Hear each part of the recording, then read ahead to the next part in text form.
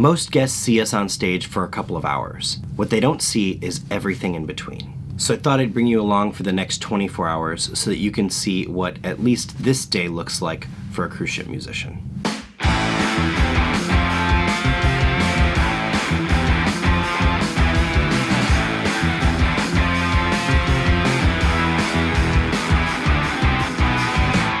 For us, this day started at 7 o'clock at night. Hello. What's going on? My name is David Page. I'm a professional guitarist and singer. My wife Stephanie and I work as musicians on board cruise ships. And now...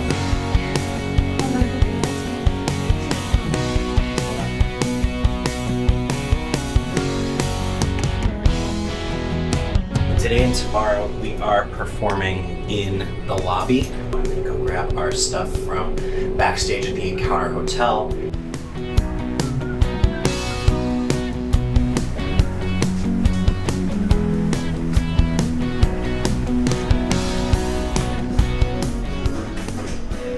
Sounds like Dale and Blake are playing in the Encounter today. Let's go say hi.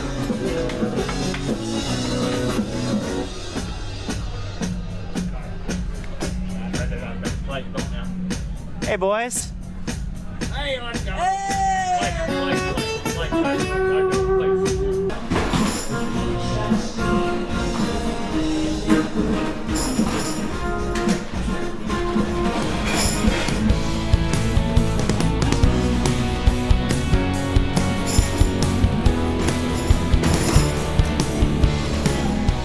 One thing that always makes me laugh is how often people ask me where Stephanie is while I'm hauling gear through the ship.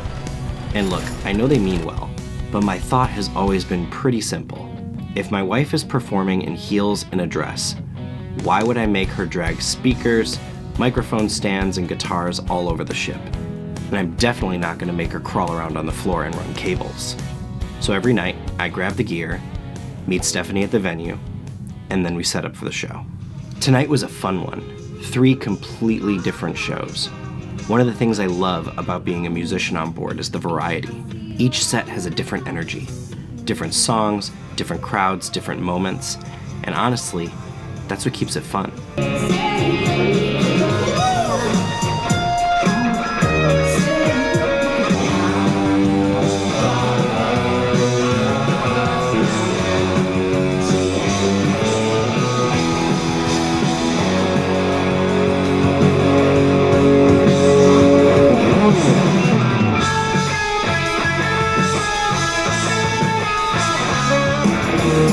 Buddy on the road, buddy on the beach, feel it in the air, the summer's out of reach. By 10:15, we were breaking everything down. Some guests who have cruised with us before came to see our sets tonight. We've been lucky enough to meet some truly wonderful people through this job. People who have followed us from ship to ship, and people who have come back to spend part of their vacation with us again. That part never stops feeling special. I feel like our sets tonight went pretty well. I'm pretty excited about that. The guests really seemed to enjoy it. My voice is kind of barely hanging on at the end tonight, but I felt really good about what we did, and I'm gonna grab a couple of nighttime sodas here at Crew Bar, and say goodnight. We've got our sodas now, and gonna head back to the cabin. We are planning on going out tomorrow. It's our last port of the contract. And we've got pretty big plans to go check out a volcano. After that, it was back to the cabin for a data transfer that took forever, and eventually some sleep, because the next day was going to be a big one.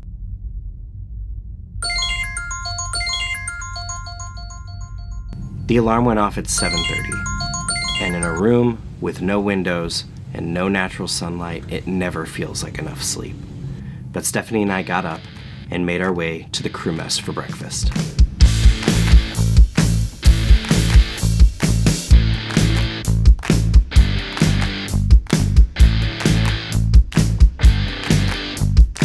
Then we met up with a big group of crew members all ready to head ashore. And when a group is this big, things like this usually happen, but the group slowly started to change shape. Some people stayed behind, some people split off, and others found different transportation.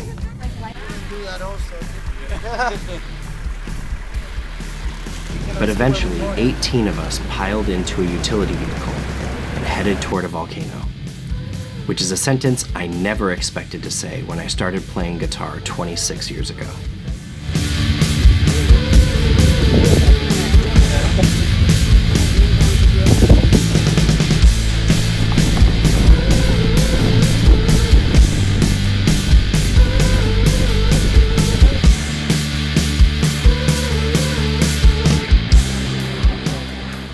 And this is still active.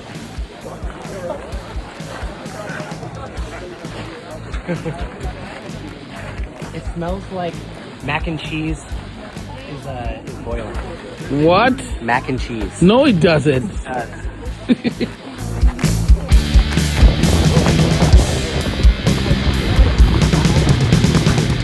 One of my favorite things about this job is the contrast.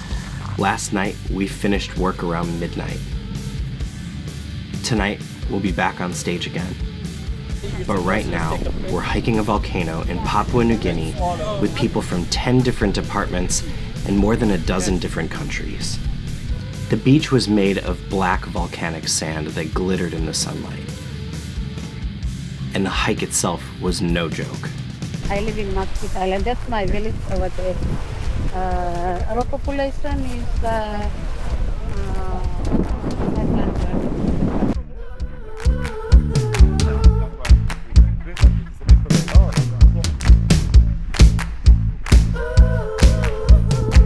It's a lot harder than we thought it was going to be.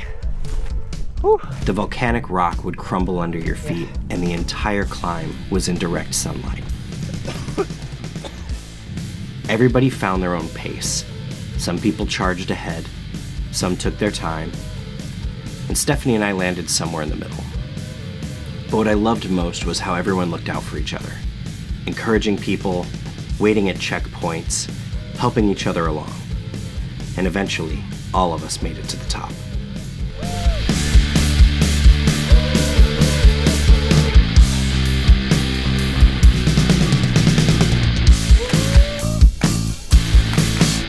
There's a likelihood I'm going to puke. no, David, no. It's all right. It's all right.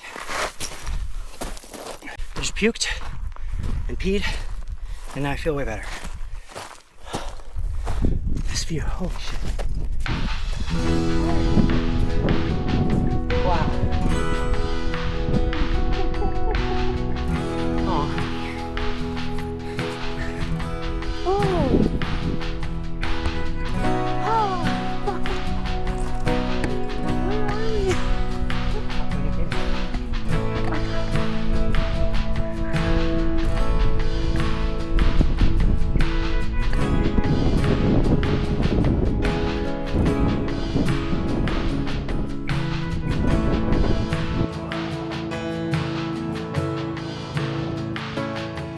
You could actually see the ship in the distance. Tiny, way out in the water. And the ship is right there. Carnival Encounter. And looking around at everyone who had made the climb, it hit me how strange and wonderful this life really is. People from all over the world, different departments, different backgrounds, different stories, all sharing in the same experience together.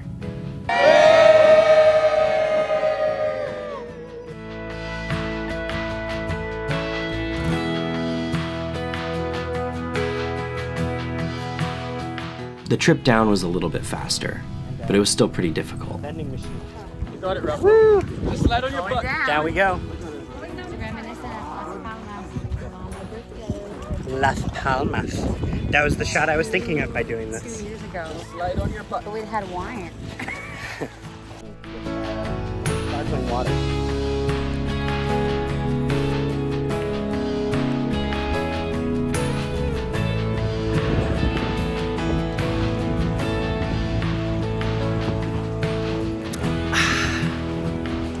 Today's hike, fueled by Monster.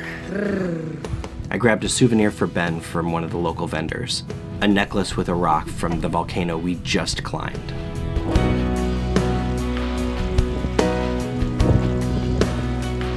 so cool. We bought a few very necessary bottles of water, and I shared a little bit of mine with a dog named Morgan.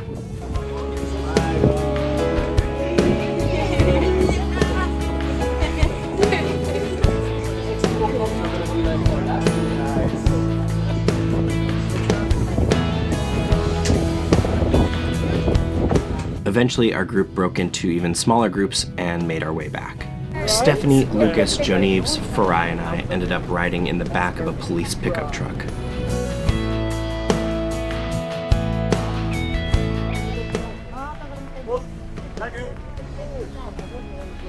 Yamamoto bunker. Yes. Oh, baby Joe. And we did it. We are back to the ship. It's an incredible last port for us. I'm really glad that we got to do that with all our friends. It's the best.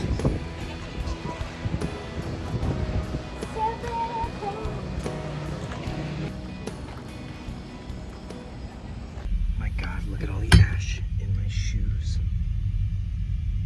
Then we did something that we had somehow never done in 8 months on board. We got into the crew pool. 8 months, hundreds of performances, and somehow we'd never used it. It was incredible. Cold, refreshing, and the best part is that from the pool we could actually see the volcano that we had climbed earlier that day. We took quick showers and grabbed dinner in the crew mess.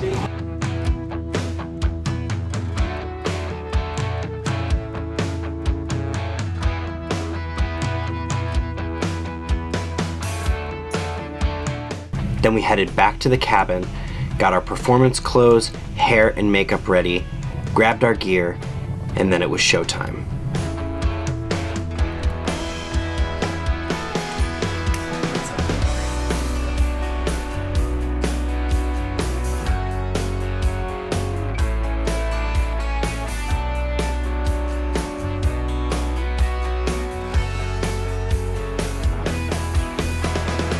One thing that really meant a lot to me happened right before the first set. A guest we've cruised with multiple times came up and told me that she'd been listening to my music on Spotify back in her cabin. As a songwriter, that's one of those moments that just sticks with you, because you spend so much of your career wondering if those songs matter to anyone but you. And then somebody tells you they're listening. And through it all, she offers me protection.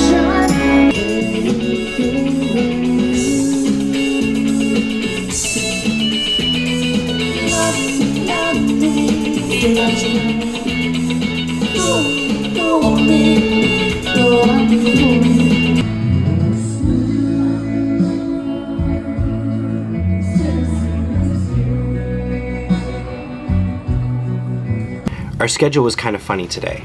We had one set, and then there was a long break for a cruise director event.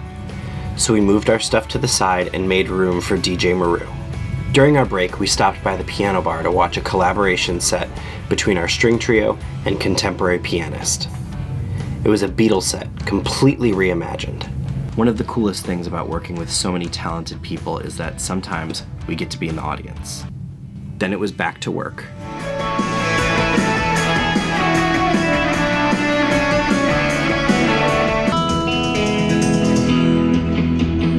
All my dreams never quite as seems, but you're a dream to me. Give me your all, make it real, or let's forget about it.